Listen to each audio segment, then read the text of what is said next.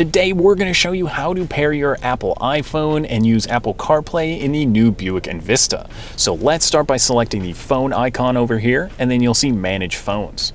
So go ahead and select that, and then you're going to click Add Phone here on the left. So now on your iPhone, you're going to go to the gray Settings menu, and then we're going to select Bluetooth, and then you're going to scroll all the way here to the bottom, and that's when we're going to see My Buick pop up. So go ahead and select My Buick.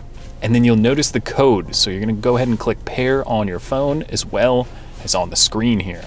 Now it's asking if I want to allow my contacts to be synced. In this case I don't, so I'll just click don't allow. And now we'll see Adam's iPhone is connected. So on your phone it will say use CarPlay with My Buick. So we'll click use CarPlay, and then we're just going to enable it up here that CarPlay will work in the vehicle. And now it's going to sync, and we'll have Apple CarPlay all set up on our infotainment screen.